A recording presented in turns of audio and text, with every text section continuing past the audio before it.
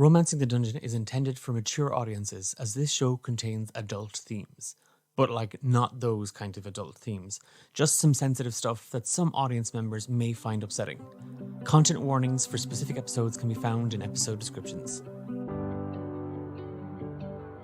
You're listening to Romancing the Dungeon, a soft-core D&D podcast about heroes navigating their daily lives while looking for love in a world full of peril, monsters, and heartbreakers.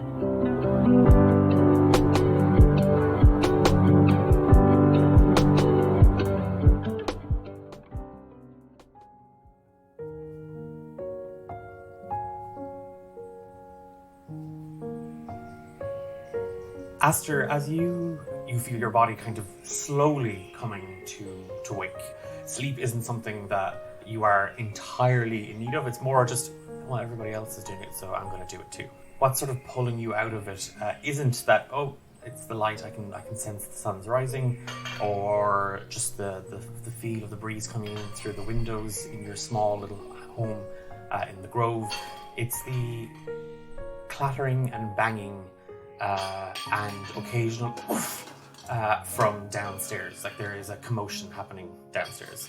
I guess Aster, he gets up not reluctantly, just kind of dutifully. He's kind of used to this. It's probably just Ambrose downstairs making noise again. He will make sure he has his star map flower with him, which he keeps on his bedside table, and he'll take his maybe a couple his notebook, and he'll head down and see what the noise is. As you pick up your belongings, your tools, your notes, and it is that thing of another day, and what on earth has Ambrose gotten himself into again? You swoon down the stairs. Your home is found in the inside the grove, but you've particularly taken up a habitation inside the remains of a large oak tree, and it's your home and your place of study.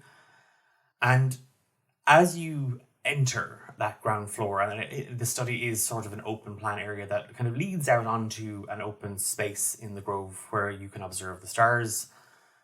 You find Ambrose buried under charts and paper and scrolls, and just you can just about make out one of his brown speckled wings just sort of trying to brush everything off of himself. Good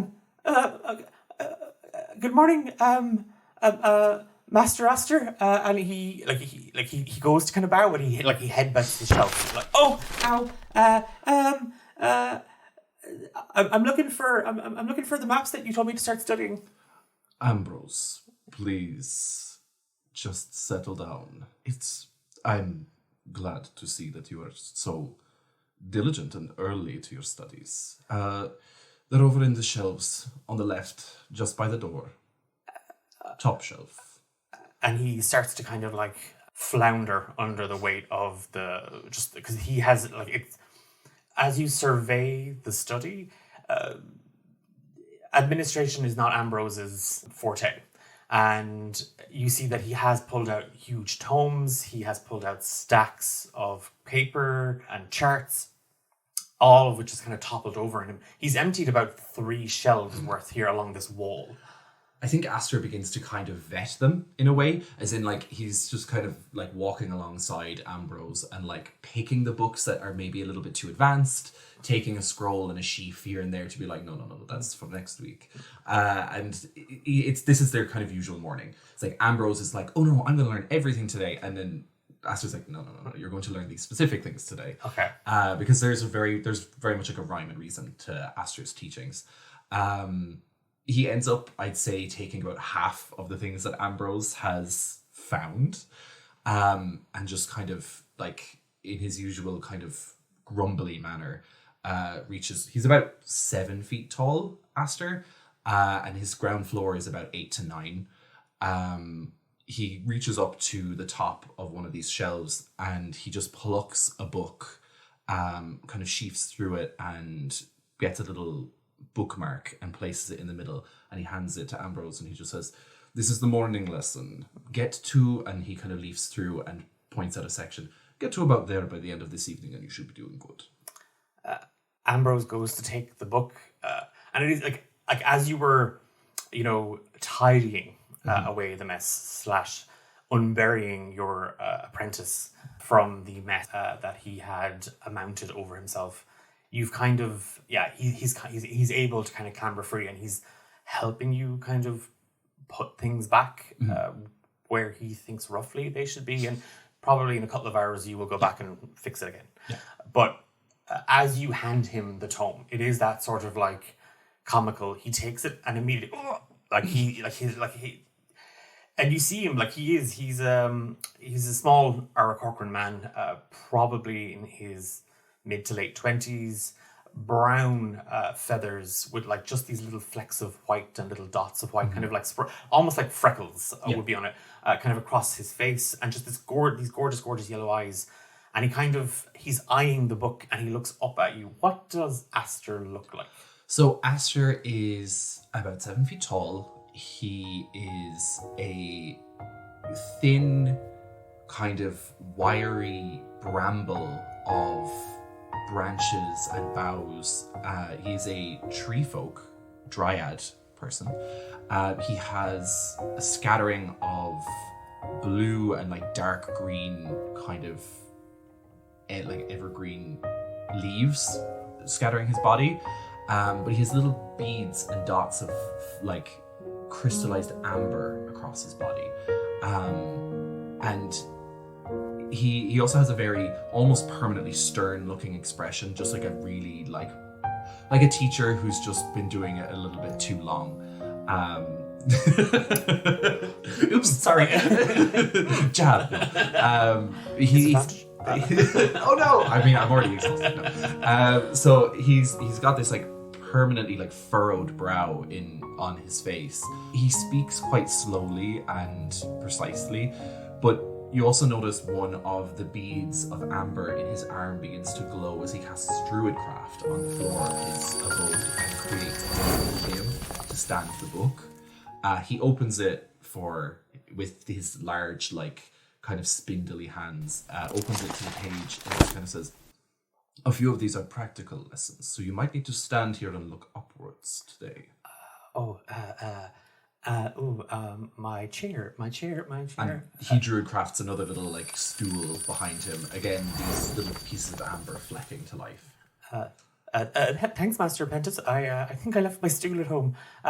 Don't worry about it. We have plenty here. You hear a whistling sound coming from beyond the study into like the little kind of kitchenette.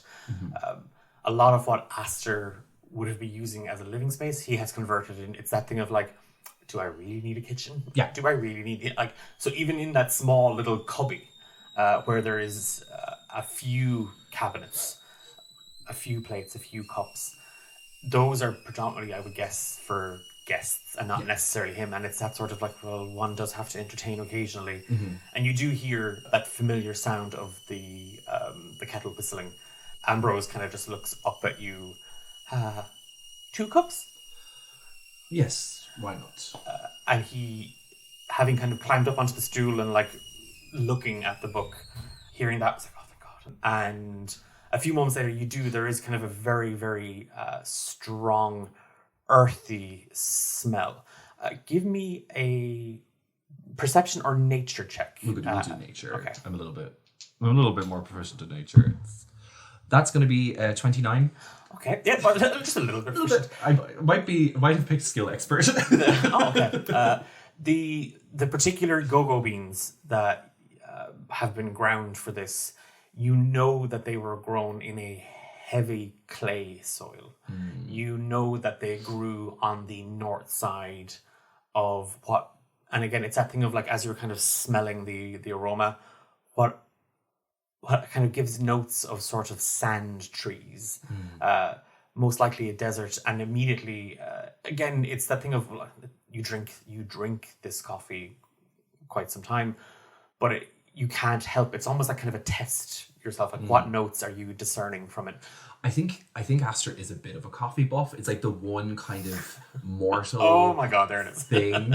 It's like the one kind of mortal thing that like he's decided, it's like that and maybe wine, because it's a nature test. It's a test of natural knowledge. Yes, okay. He doesn't really drink it for energy or entertainment. He drinks it to tell people about it. Okay, so I assume he goes off and if you didn't boil this and instead you did a kind of a slow percolation on it, this is what you'd get. He's gonna have like I wish I knew like coffee terminology now for him, but no, I think he does those like notes and things that you described. He comments about them to Ambrose, and he's commenting because he likes this kind of coffee. He thinks it's interesting and it comes from an interesting part of the world he's not familiar with. And I think detecting how the world exists outside of the grove is part of this for him. Detecting the conditions of something, because he's so interested with outside. I think if he sees wine grown in a certain climate, he thinks that's not like here. How do I imagine that to look? It's almost like an exercise for him. But I think he picks the coffee and however it's poured, and he just kind of smells it, and he commends Ambrose on picking a nice, interesting place for this coffee to come from. Yeah, Ambrose has kind of come back and he has like a little tray and your cup is in it. The entire time as you like vanished into your thoughts, like, and it is that sort of like mind palace of like discerning, like, you know, like what, like, can I even tell the average temperature based on all these little things? He's been sitting there the entire time just sipping it, but he's just, and like quite audibly, like in that, like maybe if I make enough noise, it'll snap him back. And he just kind of nods at you and he gives you kind of a little smile, and like you can kind of see that his eyes have glassed over a little bit as he hops up. And again, he's looking at the book and he leans over to like a small little side table and he puts the coffee down there. Have I noticed him not looking, not really paying attention to me? Isn't it kind of the usual him? I think towards the end of his rattling, Aster kind of like snaps himself out and just says, "Now, Ambrose, you must pay attention to this kind of thing, because people might ask you these questions when I am no longer living." And he kind of takes a small sip of the coffee and puts it down and doesn't drink the rest. He just tastes it to see what it's like. Yeah, again, I think it's one of those things that constant reminder to Ambrose that like you need all this knowledge because I'll be dead. He's very much that like old granny. He's like, well, I could die tomorrow. I could die tomorrow. You need to do this. This is my last Xmas. This is my last Xmas. This is my last Christmas. He's very that with Ambrose, and it's kind of he's a little harsh on Ambrose. I think Ambrose is the only person in the village that he's explicitly harsh towards. Everybody else, he's like, they don't know. They don't understand things like I do. But he expects Ambrose to. Yeah, and like Ambrose, it's not that he is disinterested. It's not that he doesn't care. It's a lot, and it's the same go-go beans that we've been drinking the last month, and it's the same lecture. And like Ambrose is like, there's only so much that he can feign. Like, and it is that thing, and you kind of hear kind of a and he's kind of like, you see him kind of pulling, like he's flipping through the pages, and he kind of he's making his notes, and it is that thing of as you kind of lean over him to kind of just, and it's not micromanage, it's just checking. The work is exemplary. That harshness with Ambrose, he's never seen it, or he's never taken it as harshness. Aster's mean to me. Like he's like, Aster's trying to teach me. Yeah, and like it is important that someone keeps this going, and like I will have this job, and my job will be to pass this on to somebody else. And it's not rare that Aster commends Ambrose's work. He acknowledges it when it's good. When it's bad, he also acknowledges that. And he just looks over the sheets and he just says, effective notes. And then he just walks and continues his own business. I saw, and he's just, it is that thing, he's now kind of like mumbling to, like you see his kind of shoulders relax as you kind of compliment the notes, and kind of feeling a little more confident. He kind of just, like, he doesn't even look over his shoulder. It's just that thing of like, I'm just going to make some noise, some little conversation as I do my work. I saw Clodagh in the market this morning with her nana. Yes, she's been reluctant to talk to me, to most people I've seen. But look, I cannot control her. Hopefully we will have some conversation soon. There is that little get-together happening soon. Oh, the potluck. Yeah. Yes. Did you fetch those ingredients for my mooncakes, actually? Maybe if you haven't, maybe we could do that today for your lunch. Are you sure you want to make the mooncakes? I always make the mooncakes. I know, and they are delightful mooncakes that you always make and bring to the potluck. But maybe, Master, you might consider buying the mooncakes this year? Is there a problem with my mooncakes? Your mooncakes? Well, perhaps I shall teach you how to make them, and you can improve on this recipe, my pupil. Do you wish to add to your workload for today? It is already quite busy. And you can see that Ambrose has... It's not that he's speeding through the work. Yeah. But what's kind of in front of him is second nature to him now, almost. And it is that sort of like... He's staring at past star charts, and it's the predictions that you made and that the people before you made, based on their alignment, based on... just kind of based on where they found themselves hanging in the heavens. And all sorts of like random weather anomalies that would follow these and everything else. I'd say a lot of our lessons are repetition on old patterns. And if he ever kind of expresses boredom in like this, Aster will always reiterate to him that these are patterns that continuously repeat themselves. And we must know them quicker than we know our names. Kind of thing. Like he kind of insists on repetition equals the patterns of the future. Yes, circles and cycles. Mooncakes. I could help maybe with the baking of the mooncakes. Well, you are quite handy in the kitchen. Yes. We shall still follow my recipe, but yes, you may help. Oh, okay.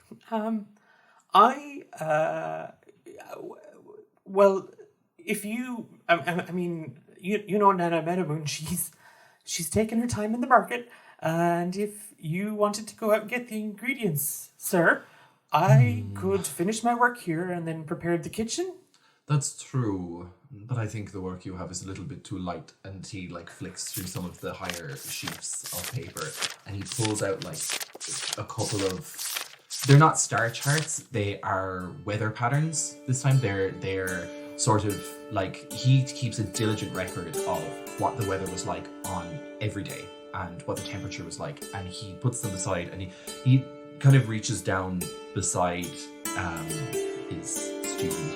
And he just says, I need you to make a prediction for me today, actually. I don't often ask, but I need a second opinion on the weather for tomorrow.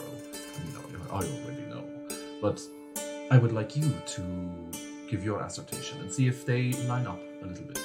He looks at the kind of the charts, and they're a little dusty. They're not. It's just a thing. They're from where they are poking out. They've kind of gathered a bit of dust, and kind of taking them from you and hearing you kind of ask his opinion or a second opinion. It's not. It's not. I want you to double check to see. I'm checking you to see if you get the same answer. It's I got this answer. I want to see if you can get to that. Yeah. Too. And it's sort of the working back of it. He takes them with kind of like pride almost, and you see him kind of like beam again. And it's not often that Aster would ask this, I think, and I think because he had suggested for Ambrose to go get the things, and Ambrose was like, oh, but I need to finish my lessons. He's like, I'm going to challenge you a bit, okay, because I asked you to do something. You are my apprentice. I'm not the apprentice here, but I'll go and I'll make you work harder. That's his thought. He takes the charts, and you see him kind of reach for the coffee cup, and he just knocks it straight back. Cool. He kind of rolls out his shoulders, and then he kind of flutters out his feathers. I think Aster then puts a hand on his shoulder and will cast guidance. Okay. As well. I will roll for Ambrose, just to see... Yeah, see what happens. I'll see what happens. But you're going to head out to the market? Mm-hmm. I would say as well, if you're rolling for Ambrose, nature is kind of how...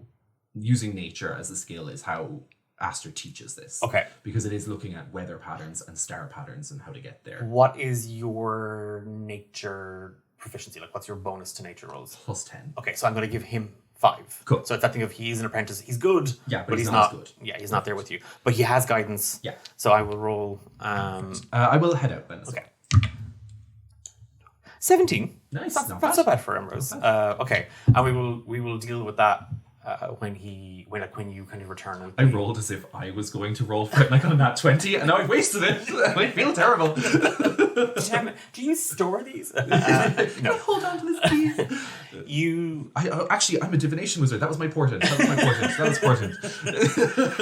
You kind of leaving the apprentice to figure out, offer their predictions. You gather up a little basket, again a cloak, only in that it's just it's whatever. It's what people wear. Yeah, you've seen it, and you head out from your home, and the weather in the grove today is, as predicted, quite a cool, balmy sort of day. You can feel the humidity kind of hanging in the air. It's like there is rain to come, potentially some form of hail, even maybe kind of a flurry of snow. But there is sort of a gentle kind of winter's breeze there. It doesn't cut the bone. It's cold, it's fresh, it's crisp.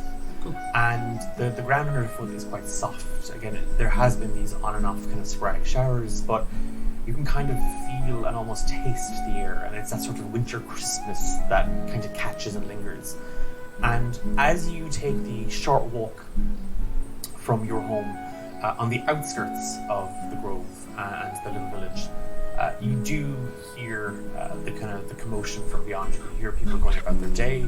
You pass a small patrol of grove guardians, warriors who tend to the nature of the grove. They protect boundaries. They stop any sort of encroachment of the rot. I think that's where you give them a little flourish. He tends to walk around his brother on his back. You give him a little kind of a greeting, I guess, because he does respect the grove guardians, definitely. As it's that thing of you see them kind of coming, and you kind of you ready yourself, and Pater Meadowmoon, the leader of the grove, and a man that you kind of see as kind of like a brother almost. Yeah. He's recently retired from the Grove Guardians, and they know you. But it is that thing of you, as you approach them, you're like, okay, and you see that they're not wearing decadent armor and that. It's mostly kind of hide and bark, in places, kind of holding, but they do carry kind of spears. That's kind of the one thing that all Grove Guardians train with usually is the spear. And you see that it is the unlikely duo of Terry and Berry, a pair of Harangan twins, and flashbacks to your lessons with them when they were but knee-high to a grasshopper come flourishing. And as you kind of bow, they kind of bow as well, but there's and they kind of they're elbowing each other a little bit, and you just hear "sir" as you kind of walk past, and they are he just doesn't react. He's just kind of okay. This is they're still the same. They literally peaked in school. Yes, and they've grown taller. That's about all they've grown. As you saunter into the heart of the village, you do pass a lot of familiar faces, some farmers, craft workers, and you do see that they're across the river and over the small bridge and past the watermill. You can make out kind of the little village square, and you see the stalls set up with all sorts of matter of goods for sale, mostly foodstuffs. And as this is happening, the other thing you're making out is that preparations are underway for that community gala, Yeah, the potluck. And it's a big thing, and people are you can see like a couple of Grove Guardians are putting up like bunting, and there's like a small little game area being set up, and long tables are being drawn out. This is a big community, and people are approaching. No, we are okay for the weather tomorrow, right? We're not. We don't have to. You said now we don't have to be putting up any tents. I mean, it could give rain, but it's not likely until later in the week. And they're like, okay. The tents are heavy. I would say just have them on hand just in case, but my predictions are rarely wrong, so it's... There's... it's a... an Corcoran man. Again, you think a distant cousin of Ambrose's. You're not quite certain. He has kind of similar coloured plumage, much more kind of sharper features and tall, and where Ambrose is short and stout, this particular chap is much broader, more muscular. There's a reason Ambrose isn't in the Grove Guardians and is in schooling a lot. But as you kind of like survey the stalls and you are looking for your ingredients for your moon cakes, you do hear a bit of a commotion coming from beyond the central hub here at the square, like just down one of the small little side streets. And it doesn't take much to recognize Nana Meadowmoon's voice, because it's gotten like 2 octaves slightly higher. And as you start to lean over, you do see that she's giving a young turtle woman a bit of a talking to about the cost of the appleberries. And back in her day, they used to cost a copper piece for a bushel, and you're out here now charging me 5 copper pieces for a quarter of a bushel. The other thing, and you see the turtle woman is just like, again, kind of retreating a little into her shell. Like, Nana Meadowmoon is known for her lectures. Yeah. Next to her, standing rather sort of sheepishly, holding a basket, also trying to sink into herself, you see Clodagh Meadowmoon. Yeah, I think Aster would probably try to approach the two, having not had a lot of... having wanted to speak to Clodagh since she arrived, but not being given the chance. But also not being too pushy. Yeah. It's never been more than kind of a hello, how are you? Yeah. Kind of the polite pleasantries that Clodagh and you have shared in the couple of weeks that she's been home. Mm-hmm. Today is no different, Aster, as you have picked up the few bits and pieces that you need. But appleberries, they might be nice in a mooncake. I think he looks at any sort of like berry or fruit and just kind of thinks like they're all like not as interesting as like the floral notes he's going for. I think that's probably why they're not very popular. Okay. Is because he picks an arrangement of florals for the flavors because he thinks they're more like interesting. He wants like they probably don't taste good, and that's fair. But I think I feel like Ambrose is probably just going to add sugar if he's going to do anything with them. But he wants them to be a conversation rather than fruit. Got it. They're mostly for conversation. And he loves them because he enjoys the floral textures and the bouquets and talking about like the conditions that these flowers that I've used as ingredients grew up in. It's very that. And the strains that came together to make that one particular blossom. Yes, I get it. And it is very that. You have we'll say in the basket, like aside from like flour and butter, there are a couple of little glass vials of like that essence of particular flowers. Perfect. If you can find like a florist that sells like full bouquets as well, maybe one bouquet of something blue, something kind of maybe like pansies, those blue and black kind of pansies, just a little handful of those, because they'll be part of it, because he wants them to be this kind of bluish shade. Okay. Also he wants to like garnish it with them too. Got it. I love it. Who doesn't love a blue moon cake? Exactly. Wait, blue moon? I think that's alcohol. Yeah. We're going to say that you've collected the bits and pieces that you need, the kind of the recipe in mind and the vision in mind of what it is that you want. And as you sort of step down that small little side road, the turtle woman kind of looks at you pleading, and Clodagh kind of locks eyes with you, and you see that she kind of leans down into Nana Meadowmoon, and Nana Nana and Clodagh are. There's no mistaking the relation between them. Yeah, of course. Certainly, fine. Age is the big separator, but both are satyrs.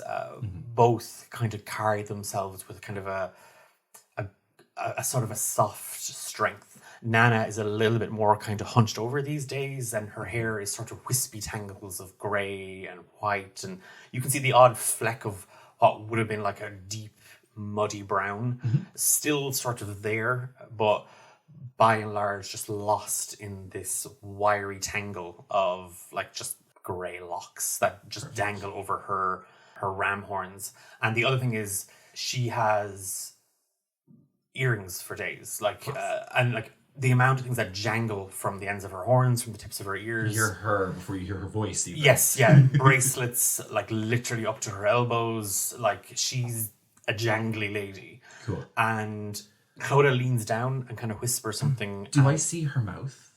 No. Okay, she's hiding. Yeah. Aster is observant, by the way. I have the observant feature, so he would be curious, but he wouldn't pry, but if he does see her mouth move, he would like to read her lips. And again, it's not that she turns her back to you, it's just that she leans into her grandmother, and like her face is kind of covered just by the Nana. jangle. Yeah, all that jangle. But Nana kind of looks up at her, and like it says, like through these very, very thick, heavy glasses, just sort of like gives her looking around, huh? And you see that Clodagh takes the basket, hands some money to the turtle woman, and takes a quart bushel of appleberries. She gives you kind of a sort of a reluctant smile, like she acknowledges you, and she kind of waves, and then she heads around the back of the building up a side road, and Nana kind of just turns to look up at you. I think he would just like curtsy back at her a little bit, like he did with the Grove Guardians, because he knows she's not prepared to speak with him. Just kind of salutes her. Oh, Aster, if I do that to you, if I return that now, I'm not getting back up in that position. Don't worry, Nana. That was more so a gesture at our lovely Clodagh. We haven't spoken since, but I just said I would give her. Oh, you know Clodagh now. You know her. Yes, she's perhaps a little shy for being home. Aster, now, it's a bit more than that. You know young people, and she's kind of like, you see her kind of crook her right arm. Walking old lady home, my bones and my knees. Of course, but did you settle with this wonderful merchant? Oh, Clodagh paid her, I suppose. Well, if they hadn't been settled, Aster would have paid. And the turtle woman was like, no, she did, thanks. I threw her like a few extra appleberries.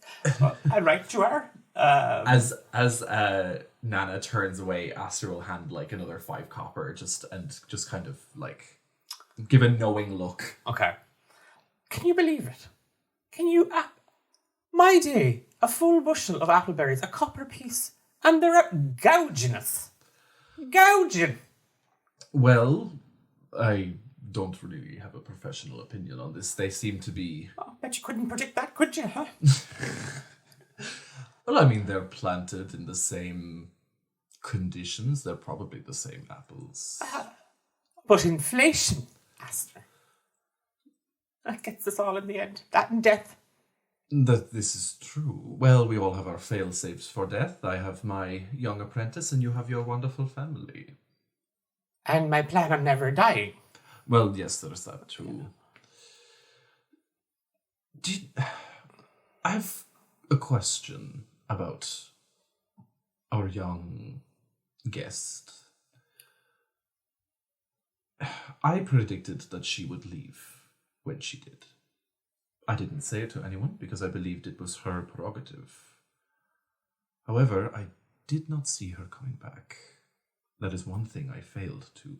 Damn it, I should have put the money on it with you. You should have. You would have accrued quite a bit of interest at this stage. Enough to pay for a bushel of appleberries, apparently. Yes, apparently. But I have worries about her return. And as you're probably used to me talking about, I have worries about... Just talking. True.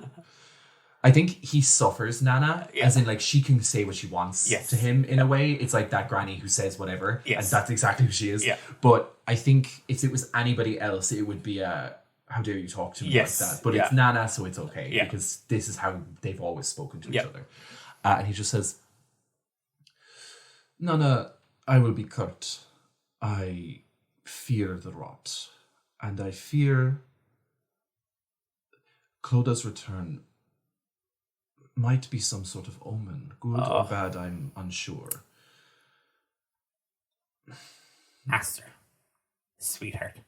And you see, she's asked you to walk her home. Yeah.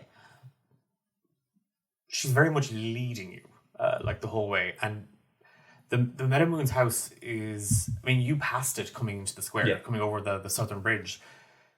You heard her kind of, we'll say, at the north of the square.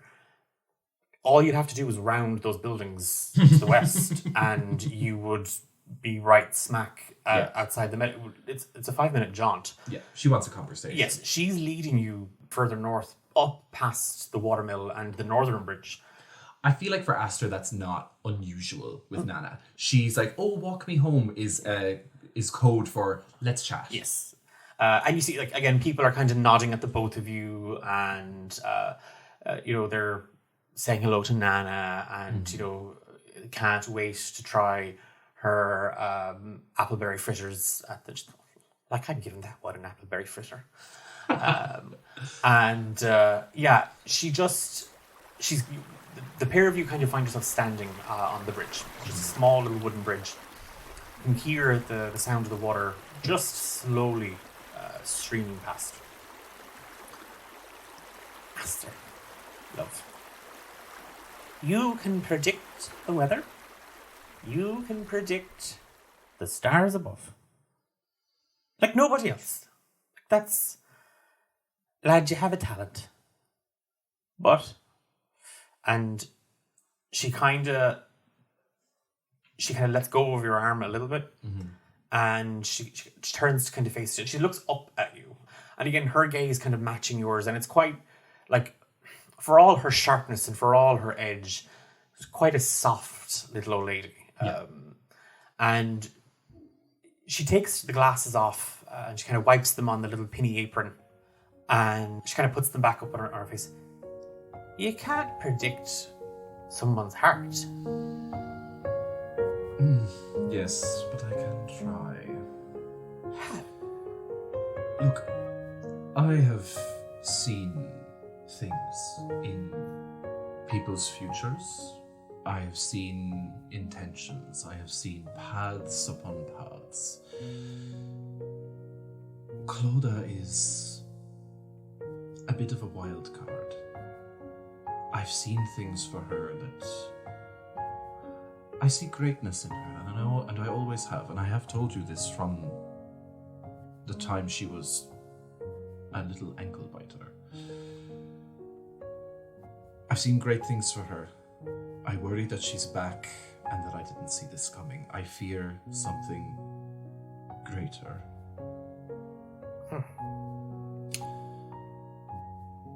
Look, I'm going to do some readings.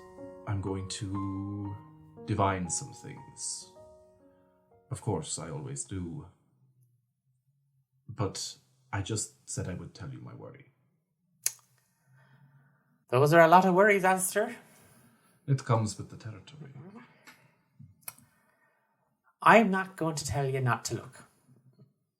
You've always been curious. A little too curious, but listen. And she's walked away from you now, like she's kind of crossed the other side of the bridge. In all that searching you're doing, don't forget to stop and look around you.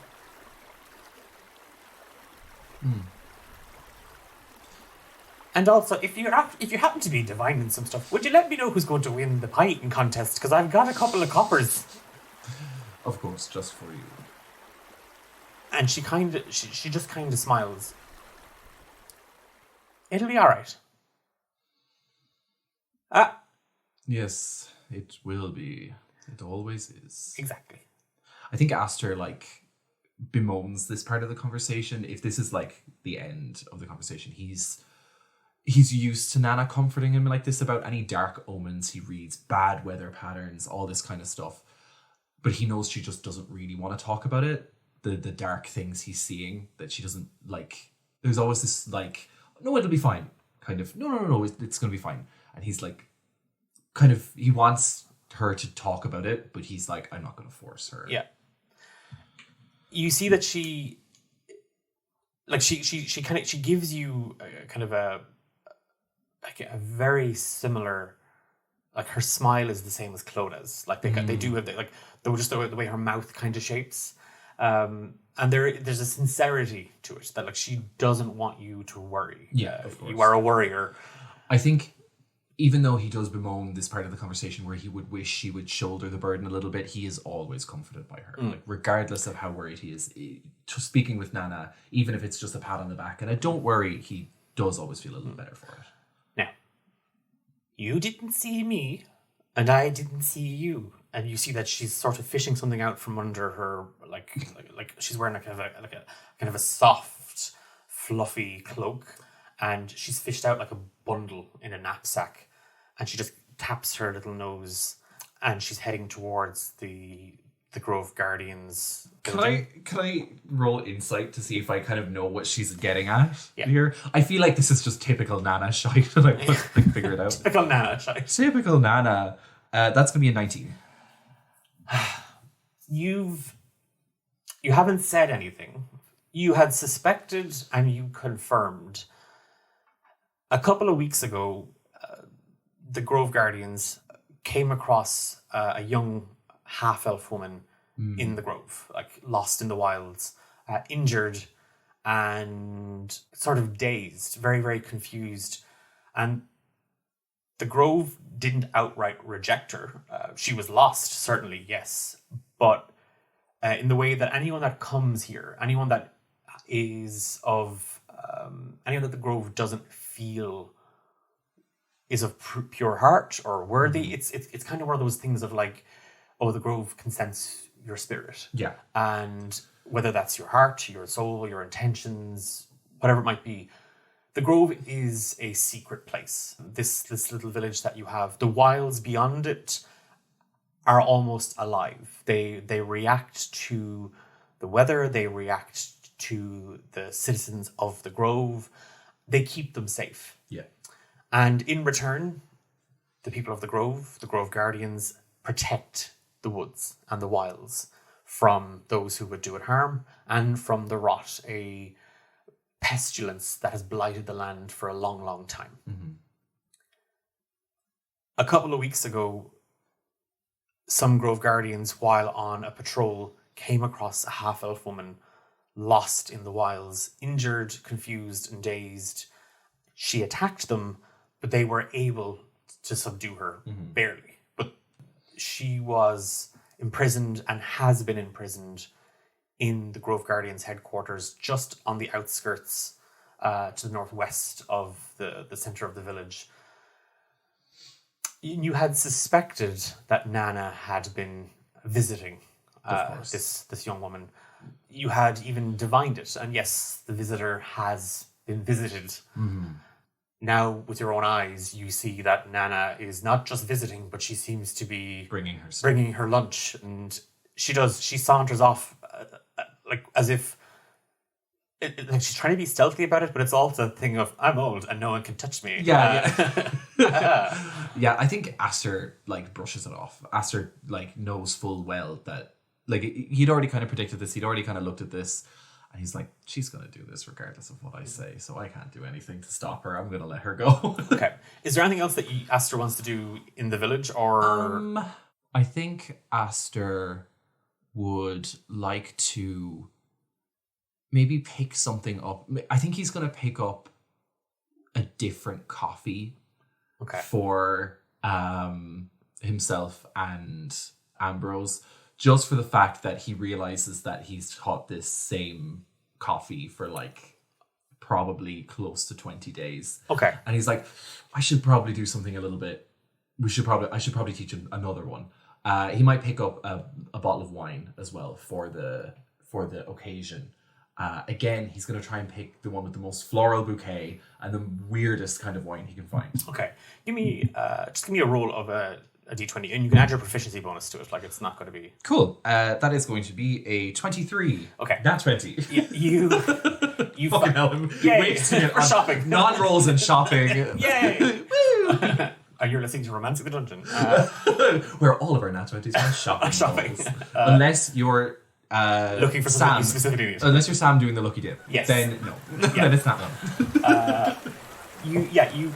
You follow kind of taking your time, kind of like it's going to take Ambrose a little while to kind of work back through those charts anyway, and I guess to sort of maybe even reflect on the interactions with Clodagh, what Nana has said, you kind of loop the village. Yeah. North Bridge down to the South Bridge again and enter into the market, and you find it's from Southern Galeshire. Again, there are several merchants that do travel to the Grove and sell wares, buy wares, and bring them further afield. Mm-hmm. And you've found quite an interesting sort of vintage bottle. The seller assures you that it is quite a floral sort of aroma that exudes and lingers on the palate, but not to be put off by the sort of blast of hazelnuts that you get as well, and that they complement the bouquet. Perfect. The hunt for go-go beans, again, you check a couple of stalls. Yeah. And it's one of those things of you find those same beans. You find, and it's, no, I don't want those. I try something different. You land on McGucket go-go juice. Yes. And there's a picture of a really happy-looking dwarven man in a 10-gallon hat giving kind of a wink and a thumbs up. And underneath you just see Jess tested, Ike approved. It's just they're small little cloth bags of these beans. I think he'll pick up those beans, but he's also going to pick up like various roots, like ginger, ginseng, all those kind of like any like of those like roots and spices and stuff that are associated with energy. And he's like, well, these people make their little go-go beans. I'm sure I could concoct some sort of energy like juice. Okay. But he's trying to pick like local stuff so he can like when he does taste it, he can talk about the weather that happened during these things. So little conversation starters. Exactly. That's all food because he doesn't need to eat. He photosynthesizes and like gains nutrients from the ground. Yeah. So food is nothing if not for conversation for him. I think maybe kind of growing up in and around the Meadowmoon household, maybe Aster learned that food is such an integral part to flesh people. Is that like he understands that most other races of humanoids need to eat to live. Yeah. But he does things a little differently, but he learned to eat when they ate, but it never gave him the same sustenance. He just did it as to be doing it. It's the same reason he puts on his cloak every day. It's the same reason he goes to sleep. Yes. It's custom that other people do, so he fits in to do. He does it to fit in. And I having kind of picked up again a couple of these like roots and even strong herbs, you head back to your study. When you do, you see a couple of things. Ambrose has left a note. He has been summoned home. Oh. He has left the charts, but he has questions. Okay. And he's tidied the kitchen for you to go about preparing. But he will see you tomorrow at the potluck. I instinctually leaf through his work and make sure that it's correct. I'm sure, like, how do I find his work? The work is exemplary. The work is top notch. Like it's as you would expect it. But there's a variant in his work that you hadn't in yours. And while the weather is accurate, Ambrose has gone, I mean, for most people it would be one step further, but for Aster it's, no, I expect you to do the extra credit. Exactly. It's not extra credit, you just do it. Yeah. He's gone and taken the weather predictions and he has mapped it back towards constellations. Okay. And there's something in his that you had maybe thought was there, but it wasn't. Yeah. I think Aster sees the work, and knowing his student and knowing the guidance he'd given and knowing Ambrose's diligence, seeing that the work is correct is going to try to, I guess, look at his work versus the work that he's done and try and fill in that space. Okay. You, again, one word catches your eye in his work and kind of what your thoughts were as well. And this is what's going to preoccupy Aster between now and the potluck. But you will be able to work on, because I assume Aster's going to be more consumed with the... Absolutely. Because what gets your attention is the Amantes constellation. And with that bundling up your work, you set about mapping your own divination. Starflower in hand, you start to consult the charts. Yeah, my codex. Yeah. And we will leave it there. Okay, spooky. Cool.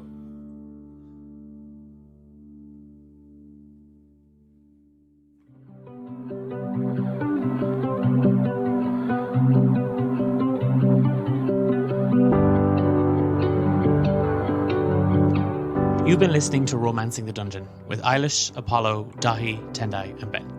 This is Grove is in the Heart, a special intro into Season 3 of our campaign. I'm Declan, and I've been your Dungeon Master. We're back in 2 weeks' time for the next episode.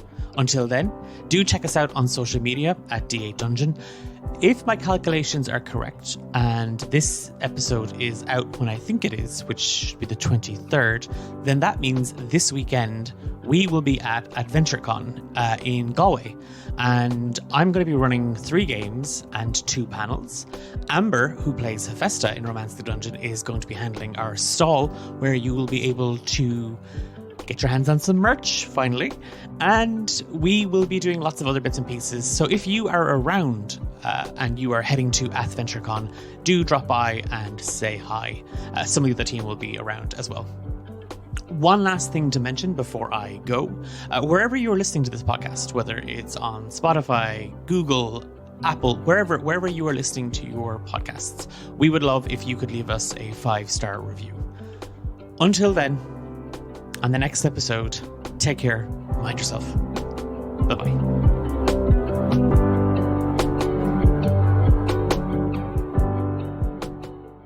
So those mooncakes, we will be rolling at disadvantage too. Sure, cool. They're going to be awful. They're going to be terrible.